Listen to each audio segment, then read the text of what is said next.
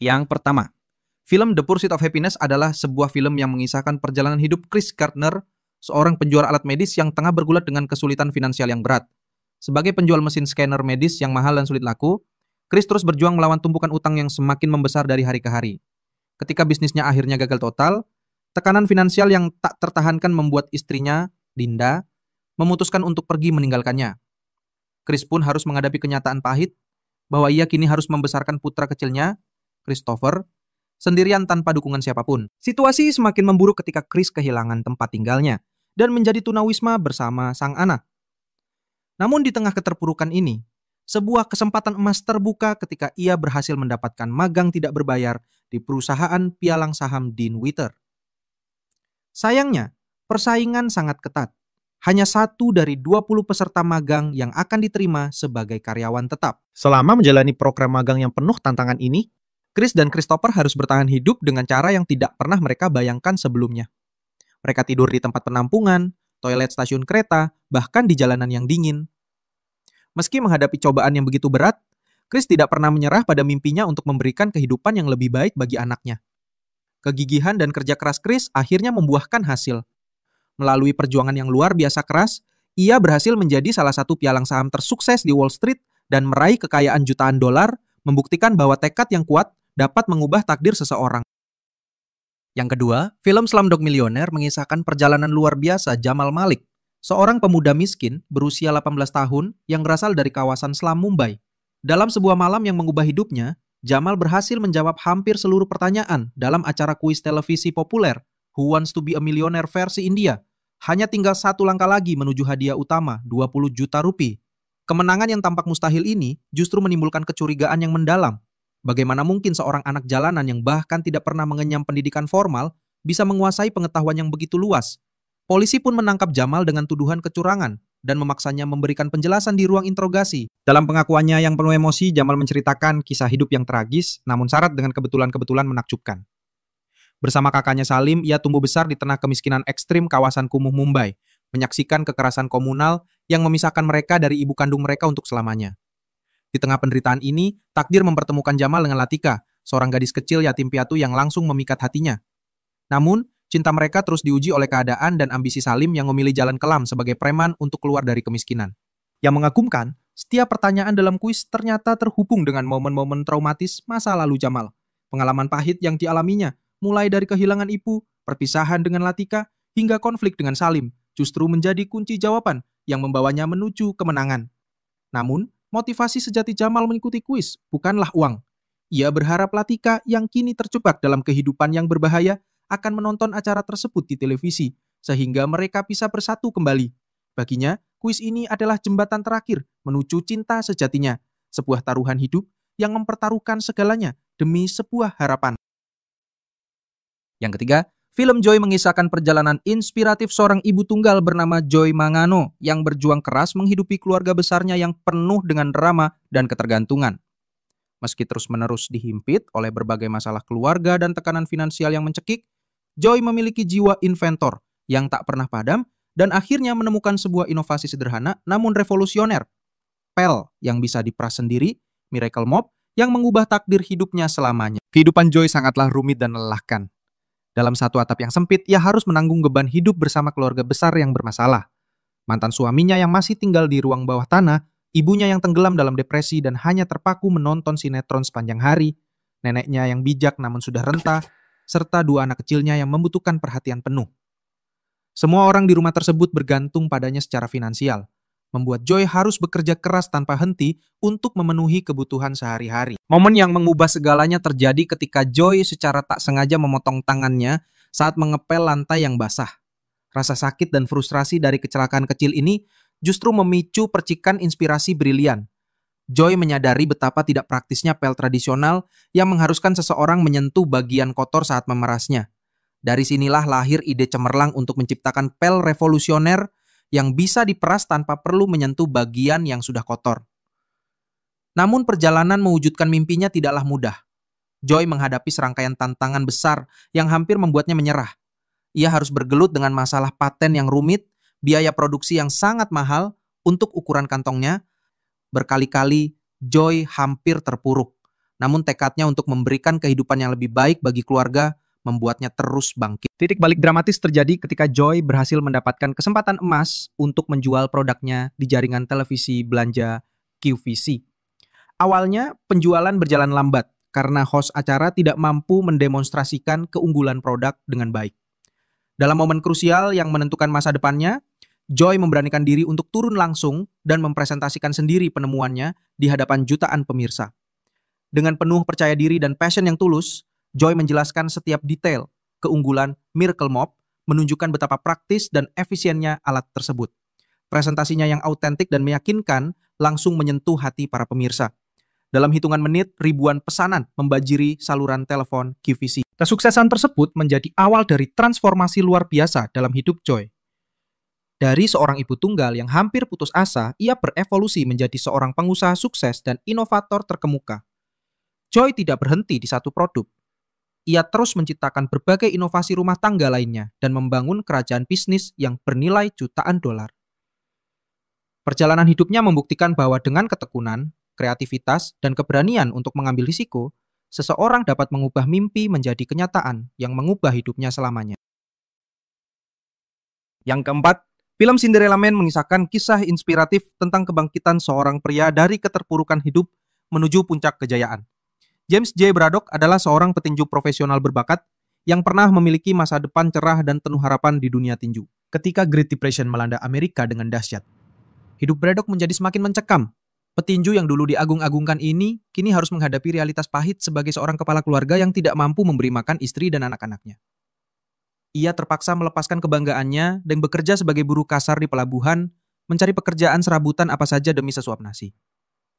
Bahkan dalam situasi terdesak, Braddock harus menelan harga diri dan meminta bantuan sosial dari pemerintah, sebuah penghinaan terbesar bagi seorang pria yang pernah berdiri tegak di atas ring. Hari-hari berlalu dengan penuh keputusasaan, hingga sebuah keajaiban kecil terjadi.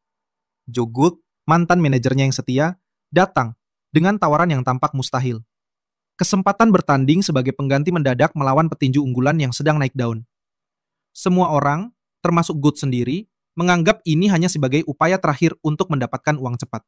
Tidak ada yang mengharapkan keajaiban dari seorang petinju tua yang sudah terpuruk. Namun, di atas ring yang dingin itu, sesuatu yang luar biasa terjadi. Braddock yang lapar dan putus asa justru bertarung dengan semangat yang tidak pernah ia rasakan sebelumnya. Dengan pukulan-pukulan yang didorong oleh desperation dan cinta pada keluarga, ia berhasil mengalahkan lawannya dengan cara yang mengejutkan seluruh arena. Kemenangan yang tidak terduga ini bukan hanya menggemparkan dunia tinju, tetapi juga memicu kebangkitan yang spektakuler. Serangkaian kemenangan dramatis mengalir seperti air bah, membawa nama Braddock kembali ke puncak dunia tinju.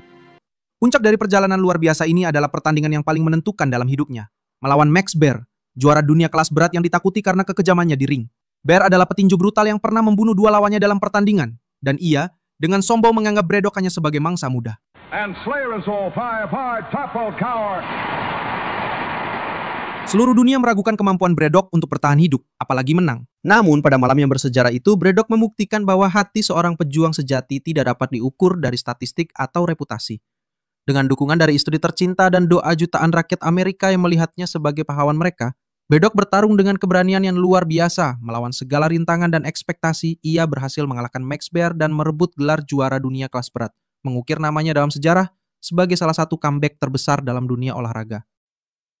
Yang kelima, film 8 Mile mengisahkan perjuangan heroik Jimmy Smith Jr. yang dikenal dengan nama panggung P-Rapid, seorang pemuda kulit putih berusia 23 tahun yang tumbuh besar di kawasan kumuh Detroit tahun 1995. Di tengah kehancuran industri otomotif yang menjadi tulang punggung kota, Jimmy hidup dalam kemiskinan yang mencekik namun tetap mempertahankan mimpi besarnya untuk menjadi rapper sukses. Tantangan terbesar yang harus ia hadapi bukan hanya kemiskinan yang melilit, melainkan realitas pahit menjadi minoritas kulit putih di dunia rap yang didominasi komunitas Afrika Amerika. Film dibuka dengan momen yang menghancurkan jiwa Jimmy. Kegagalannya tampil di sebuah rap battle underground yang bergengsi. Di atas panggung yang dingin dan intimidatif, dengan ratusan mata memandang tajam, Jimmy mengalami demam panggung yang luar biasa dahsyat. Tubuhnya berkeringat dingin, suaranya serak, dan kata-kata yang sudah dipersiapkan dengan susah payah mendadak menguap dari ingatannya. Kegagalan memalukan ini tidak hanya menghancurkan kepercayaan dirinya, tetapi juga membuatnya menjadi bahan ejekan dan cemoohan di seluruh lingkungan hip-hop Detroit. Kehidupan sehari-hari Jimmy dipenuhi dengan beban yang tak tertahankan untuk ukuran seorang pemuda. Ia bekerja dengan upah minimum di pabrik mobil yang suram dan penuh polusi. Konflik yang paling mengancam datang dari grup rap saingan yang ditakuti, Leaders of the Free World yang dipimpin oleh Papa Doc, seorang rapper berbakat namun arogan yang memandang rendah Jimmy karena warna kulitnya. Tekanan paling berat yang Jimmy hadapi adalah pertanyaan konstan tentang kredibilitasnya sebagai rapper kulit putih yang berasal dari kawasan miskin. Namun, melalui disiplin latihan yang tak kenal lelah dan keberanian untuk menghadapi ketakutannya, Jimmy perlahan menemukan suara sejatinya. Dalam rap battle terakhir yang menentukan nasibnya, ia tidak lagi melarikan diri dari identitasnya sebagai white trash dari 8 Mile, melainkan justru menggunakannya sebagai kekuatan. Dengan keberanian luar biasa, Jimmy mengakui semua kekurangannya di hadapan lawan-lawannya, mencuri perhatian, dan menghancurkan argumen mereka sebelum mereka sempat menyerangnya. Kemenangan Jimmy di rap battle tersebut bukan sekedar tentang mengalahkan Papa Doc, tetapi tentang menemukan keberanian untuk menjadi dirinya sendiri tanpa meminta maaf kepada siapapun. Yang keenam, film Erin Brockovich mengisahkan perjuangan luar biasa seorang wanita tangguh yang membuktikan bahwa keadilan sejati tidak memerlukan gelar atau ijazah, melainkan keberanian dan tekad yang membara. Erin Brockovich adalah seorang ibu tunggal berusia 30-an dengan 3 anak kecil yang harus ia besarkan sendirian dalam kondisi finansial yang sangat terpuruk. Tanpa pendidikan formal di bidang hukum atau gelar sarjana apapun, Erin hidup dari hari ke hari dengan berpindah-pindah pekerjaan, berusaha keras memenuhi kebutuhan dasar keluarganya yang sederhana namun penuh kasih. Titik balik dalam hidupnya terjadi ketika ia mulai bekerja sebagai asisten hukum di firma kecil milik Eb Masri, seorang pengacara baik hati yang memberikannya kesempatan terakhir. Pada suatu hari yang tampak biasa-biasa saja, saat mengatur berkas-berkas rutin real estate, mata tajam Erin menangkap sesuatu yang aneh. Catatan medis yang tidak seharusnya ada dalam dokumen properti. Dokumen-dokumen medis yang mencurigakan ini memicu rasa ingin tahunya yang besar. Dan naluri investigatifnya yang ternyata luar biasa. Tanpa pelatihan formal sebagai investigator, Erin memutuskan untuk turun langsung ke lapangan dengan cara yang tidak konvensional namun sangat efektif. Ia secara personal mengunjungi penduduk Hinckley, California, sebuah kota kecil yang terpencil di tengah gurun Mojave. Dengan pendekatan yang ramah dan tulus, ia mendengarkan keluhan kesehatan yang disampaikan warga dengan penuh empati. Yang ia temukan sungguh mengejutkan dan mengkhawatirkan. Hampir setiap keluarga di kota tersebut menderita penyakit serius yang tidak biasa untuk ukuran kota kecil. Semakin dalam Erin menggali, semakin jelas pola yang mencurigakan. Anak-anak menderita asma parah dan masalah pernapasan kronis. Ibu-ibu mengalami keguguran berulang dan gangguan reproduksi. Sementara pria dewasa didiagnosis dengan berbagai jenis kanker pada usia yang relatif muda. Tumor otak, kanker hati, dan penyakit ginjal tampaknya menjadi normal di komunitas yang seharusnya sehat ini. Penyelidikan mendalam yang dilakukan Erin dengan gigih akhirnya mengungkap kebenaran yang menggemparkan. Pacific Gas and Electric Company, PG&E, sebuah korporasi raksasa utilitas, telah secara sistematis mencemari air tanah Hinckley selama puluhan tahun dengan hexavalent chromium CR6, zat kimia karsinogen berbahaya yang sangat beracun. Perusahaan ini tidak hanya menutupi pencemaran tersebut, tetapi juga secara sengaja menyesatkan warga dengan menyebut zat kimia tersebut aman, bahkan bermanfaat untuk kesehatan. Dengan bukti-bukti yang terkumpul melalui kerja keras dan dedikasi luar biasa, Erin berhasil membantu Ed Masri membangun kasus hukum yang solid melawan raksasa korporat ini. Perjuangan mereka tidak mudah menghadapi tim pengacara berpengalaman dengan sumber daya tak terbatas, intimidasi, dan tekanan politik yang luar biasa. Namun, keberanian Erin dan komitmennya pada keadilan akhirnya membuahkan hasil yang spektakuler. Kasus ini berakhir dengan penyelesaian terbesar dalam sejarah hukum Amerika pada saat itu, $333 juta untuk para korban. Lebih penting lagi, kemenangan ini memaksa PG&E untuk membersihkan kontaminasi dan mencegah kerusakan lebih lanjut. Yang ketujuh, film Rudy mengisahkan perjalanan inspiratif yang membuktikan bahwa mimpi terbesar dapat diraih melalui ketekunan dan keberanian yang tak pernah surut.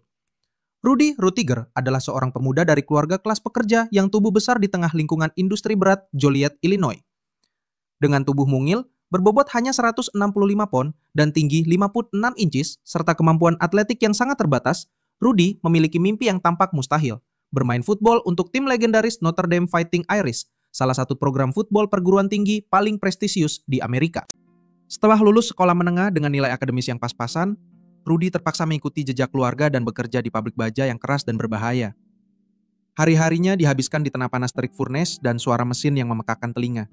Sementara mimpinya tentang Notre Dame tampak semakin jauh dan tidak mungkin tercapai. Tragedi yang mengubah seluruh perspektif hidupnya terjadi ketika sahabat baiknya, Pete, tewas dalam kecelakaan mengerikan di pabrik yang sama. Kematian Pete yang masih sangat muda menjadi titik balik yang mengguncang jiwa Rudy. hingga ke akar-akarnya. Ia menyadari bahwa hidup terlalu singkat untuk dihabiskan tanpa mengejar mimpi, dan tragedi ini membakar tekadnya untuk tidak menyia-nyiakan kesempatan yang masih ia miliki. Dengan keberanian yang luar biasa, Rudy meninggalkan zona nyamannya dan pindah ke South Bend, Indiana, tempat Notre Dame berada. Namun, kenyataan tidak langsung berpihak padanya.